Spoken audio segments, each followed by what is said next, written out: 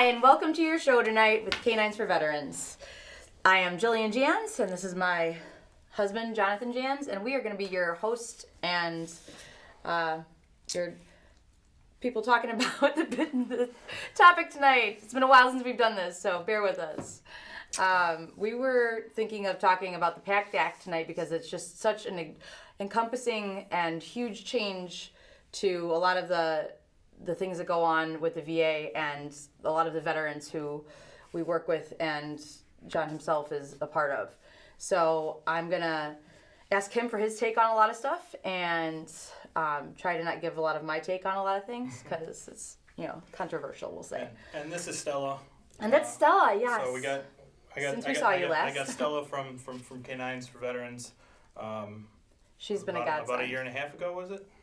Yeah, Allie passed March of 2020. She's just amazing. So there were some kids out there in the room when we were waiting to come in, and they were all playing with her. She's fantastic with everybody and everything. She's just been wonderful. So I thought I'd just have her hang out up here with us. And shout out to K9's because once again, thanks to K9's and everyone involved. Okay, well, let's start talking about the PACT Act. The PACT Act.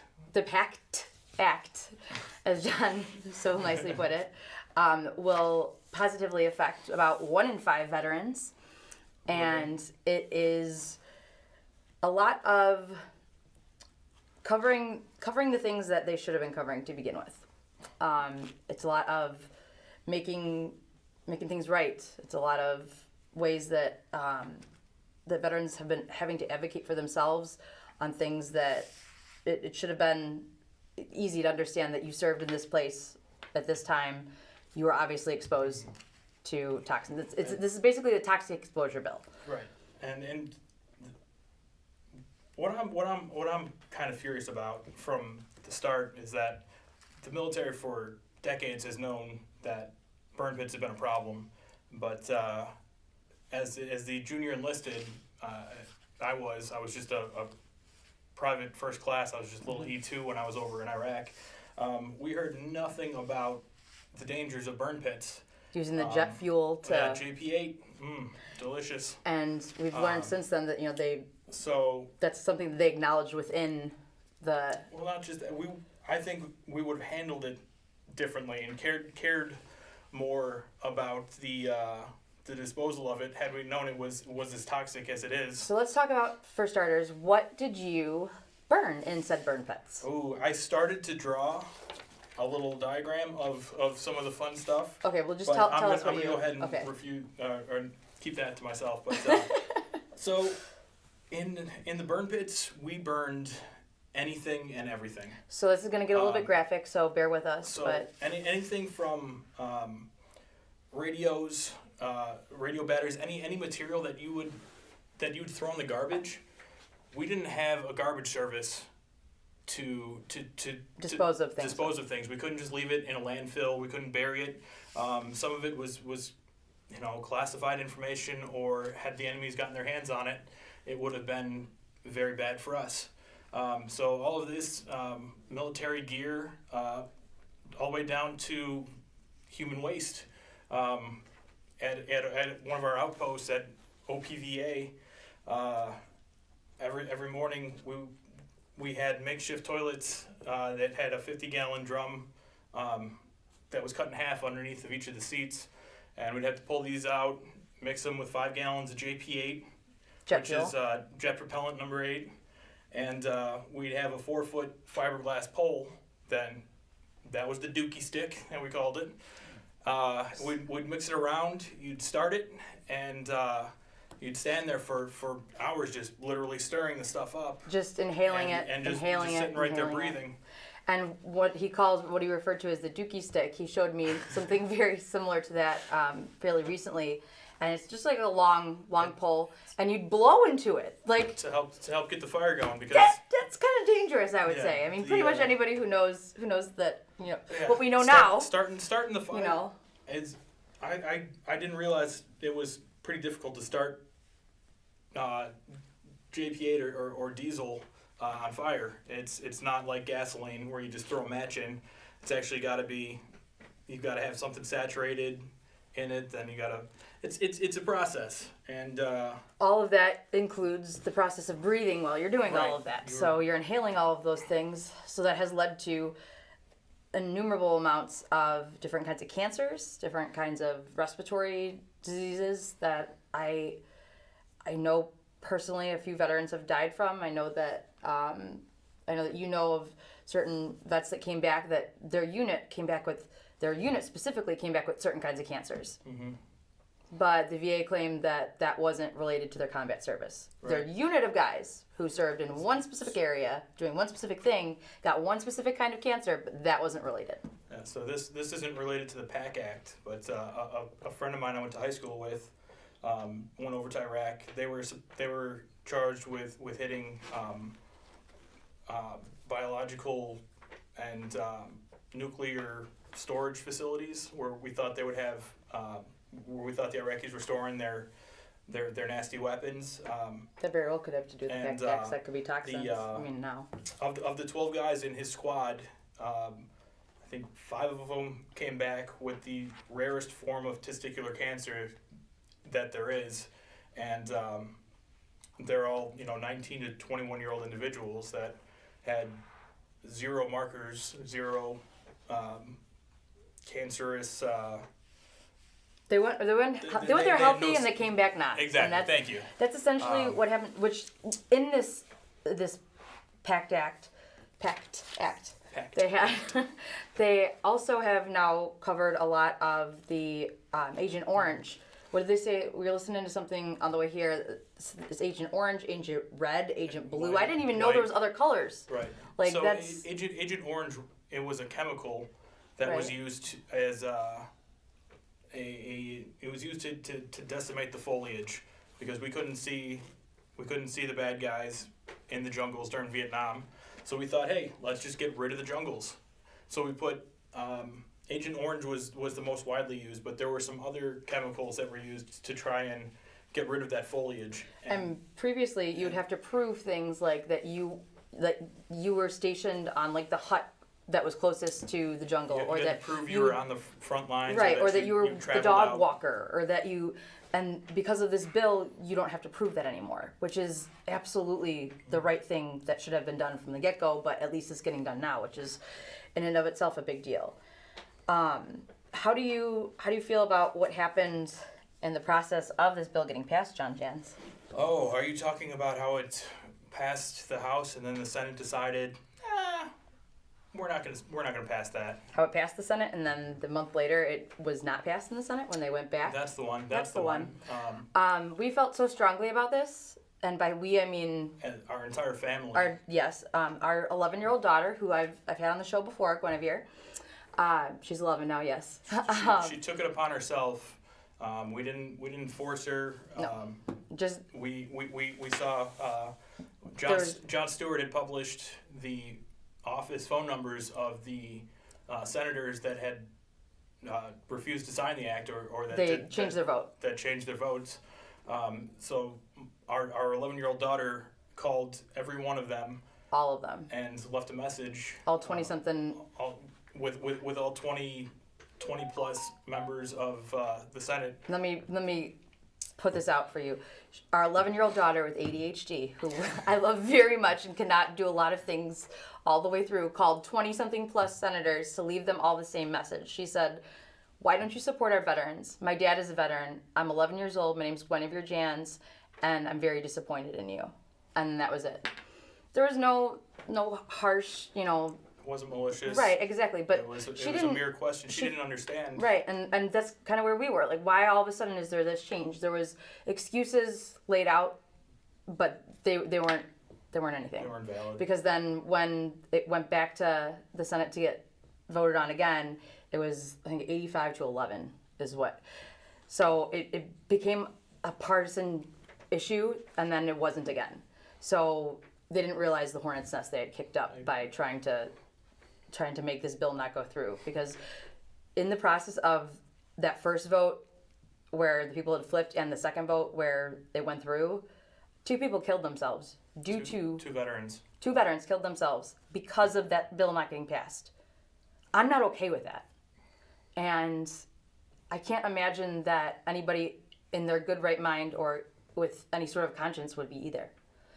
And I do have to say, I've got to give it up to Jon Stewart. Like he said, he did so much great advocating for veterans in the process of all of this. And he did a few shows that, like, after it all, to kind of explain how everything happened and what they went through and what, you know, the veterans were saying along the lines. And I appreciate that. I feel like he was a good voice for the voiceless. So go on. And it's probably wouldn't have gone through without yeah, him without the exposure without that he Jon put on Stewart it. Yeah. and his support.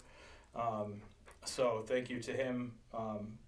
And it's upsetting that the most of the individuals in Congress, Senate, and the House have never even seen a burn pit. They're not combat vets. They have no idea what they're sending us into when they send us to war. And the burn pits are unbeknownst to me at the time. They were a huge integral part of our plan as a country when we go to war, because we have to dispose of materials, but we have no way of doing it, so we just burn it. At Joint Base Balad in Iraq, there was a burn pit that covered over 10 acres. Oh God. 10 acres of burning everything from A lot of the things that has passed now, that was put in the act was about how if you served in, they have a list of the different places, some coming like Iraq, Afghanistan, you know, from this date forward, but both of them say, or if you flew above it. That gives you some sort of context as to how deadly this stuff is. You don't even have to be on the ground stirring it with a dookie stick, like he said. You could just be flying over it, and it could have affected you in a detrimental way, given you cancer, done, you know, whatever damage it did. Like, just that alone. So that tells you how deadly these things are. And they're from my investigating, there's 4 other techniques of disposing non-hazardous solid waste, and that's a quote: non-hazardous solid waste, which can be incinerators, landfills, burial, and tactical burial.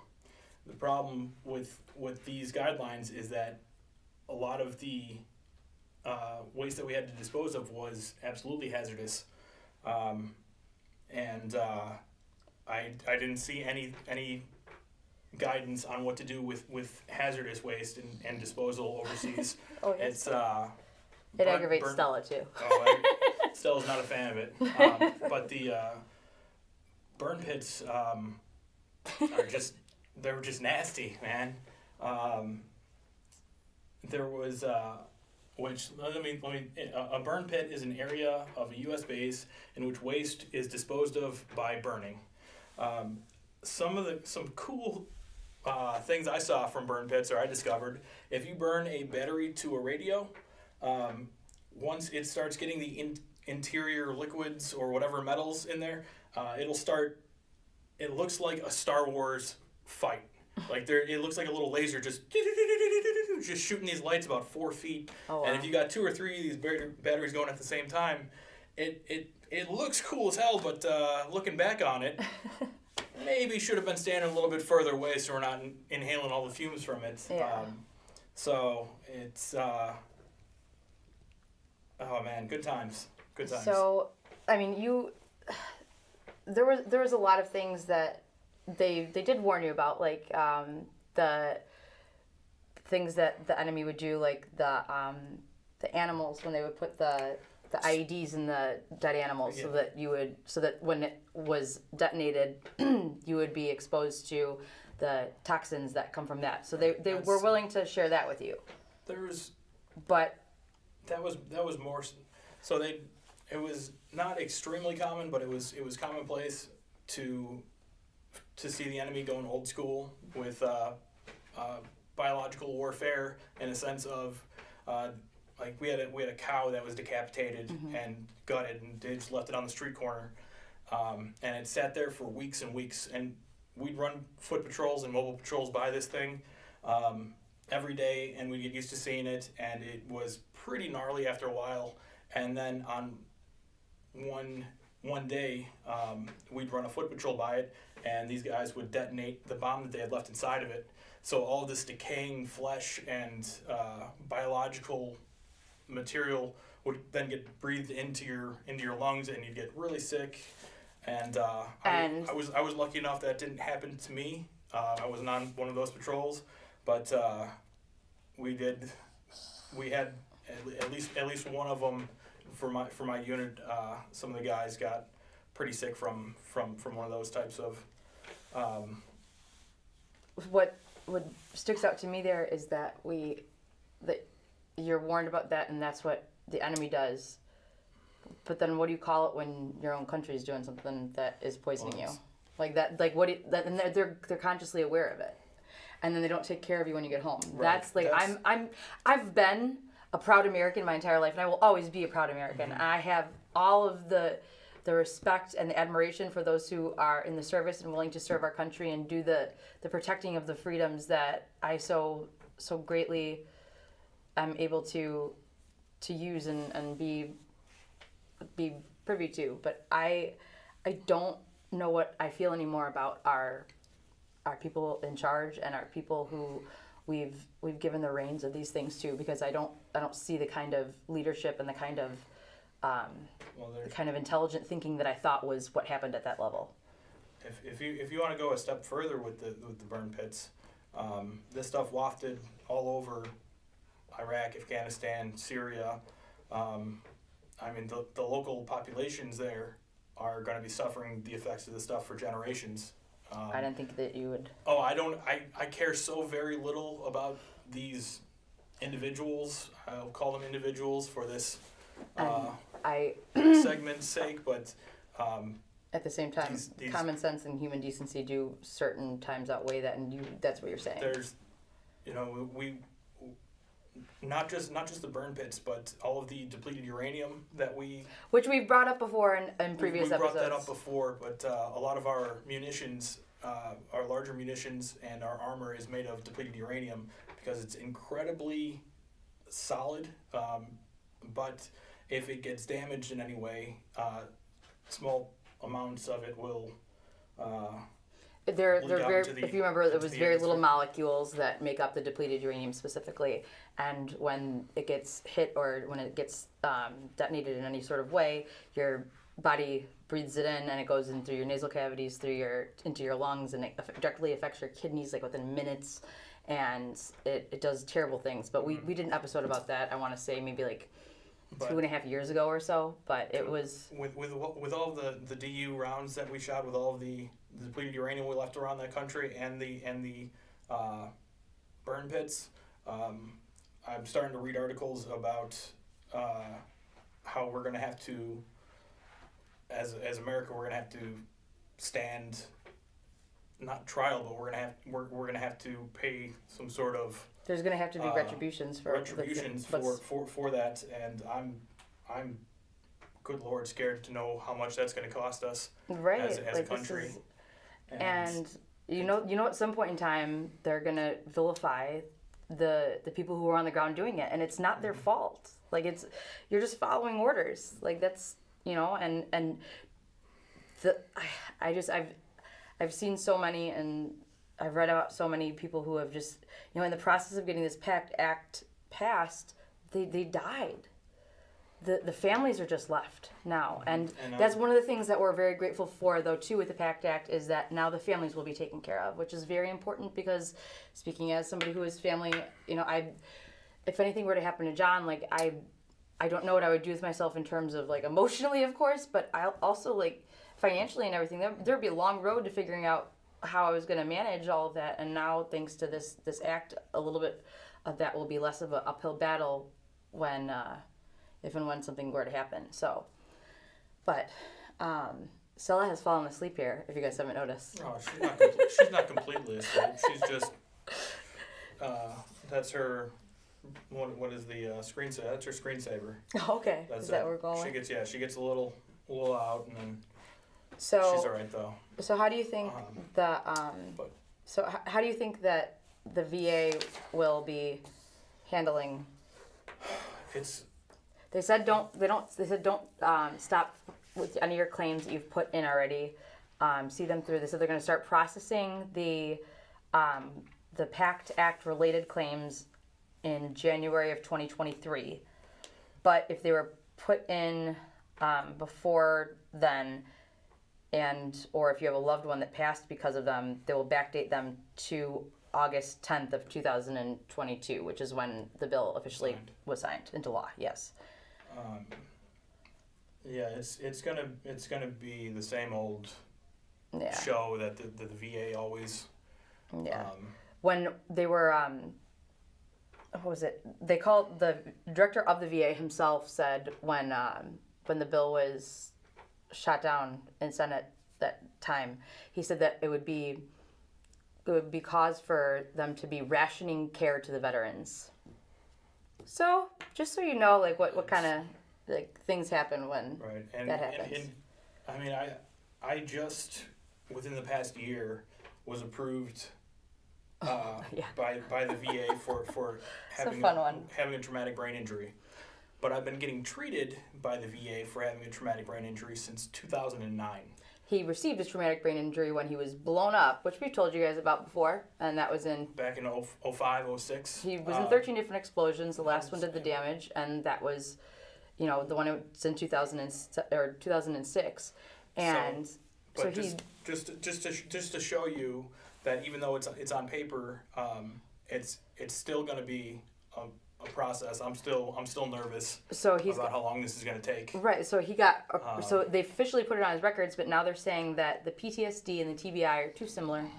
That so they can't distinguish. Between them. So it's not a big deal anymore. We're still fighting, and I hope that the burn pits and the PAC Act don't end up having vets in a similar situation, because I know that if I was now where I was back when I first got out of the military, I wouldn't have been able to handle that big of an upset or that big of a defeat, and without my family and my dog here, I'd be dead or in jail, and that scares me, because there's so many men and women that are getting out of our military that think they've got the support of the government and on their side when they get out. One of the things we heard in one of Jon Stewart's podcasts, which I think was really accurate and John agreed with, which is be careful when they call you a hero, because that means they're willing to watch you die. Someone calls you a hero, they're willing to let you die. And that's something that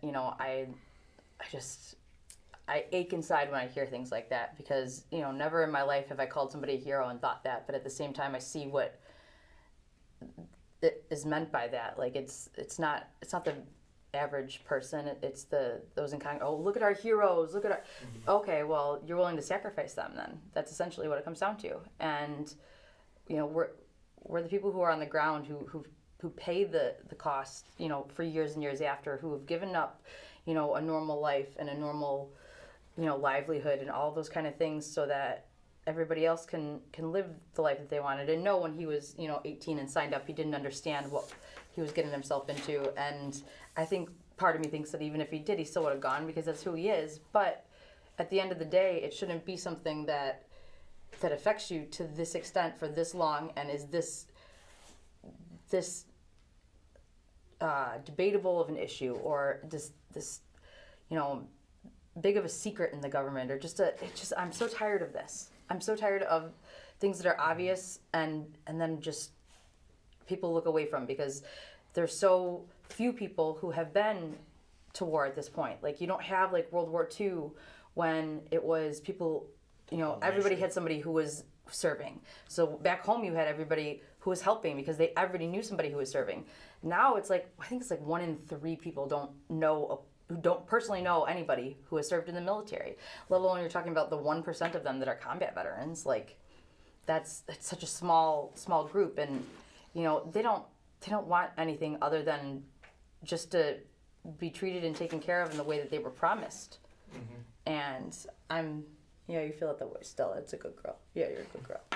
But so let's talk. Let's end it with a few minutes talking about how you've been adjusting to Stella and all of that since we've last been here. Oh, so Stella has,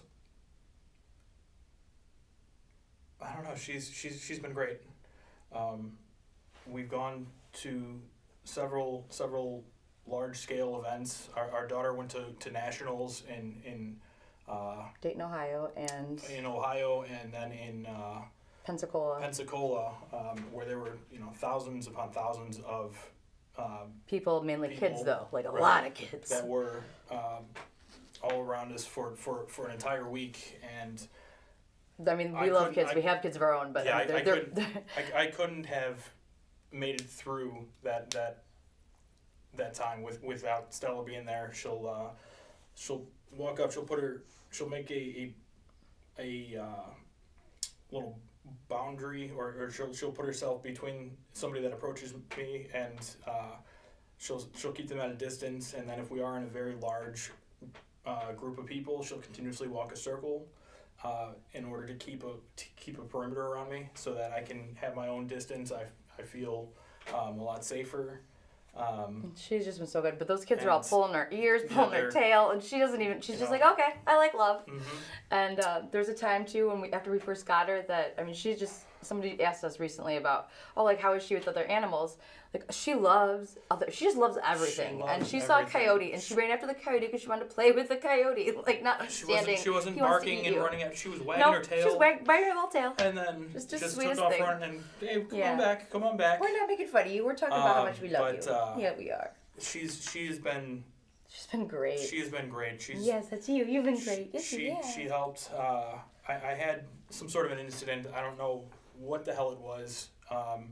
Where. Oh, okay, yeah. He got.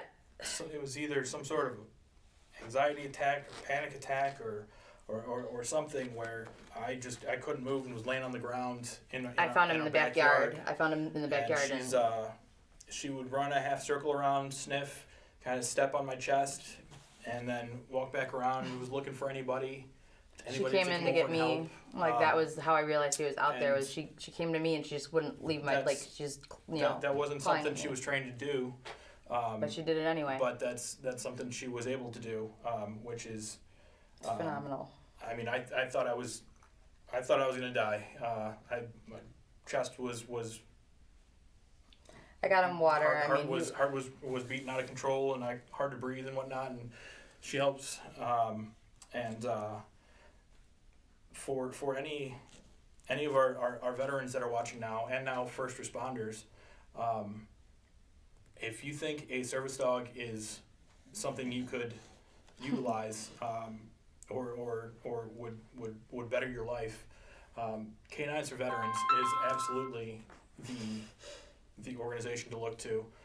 We rescue our dogs from kill shelters from all over the country. We train them in our training center downtown in Chicago, and we pair the vets up with the dogs that best suits them. It's not a one dog fits everyone kind of situation, and because a lot of people ask why John doesn't have a bigger dog. Right, I've got Stella because she's the perfect size for me. She does exactly what I need her to do, and it's easier to bring her in places, and she's really great with our kids too. Our kids absolutely love her. Like, right. they just. But when we went to Dayton, Ohio, and we went to Pensacola and stuff like that, we were. A lot of places are a lot more understanding and friendly towards having service dogs, but you still get an occasional, well, you're not allowed to have the dog in here, wear the papers. I remind everybody, if that happens to you, just tell them that you will wait there for the authorities to be called, because most of the time by you saying that, they'll realize, like, oh, okay, well, we'll let you.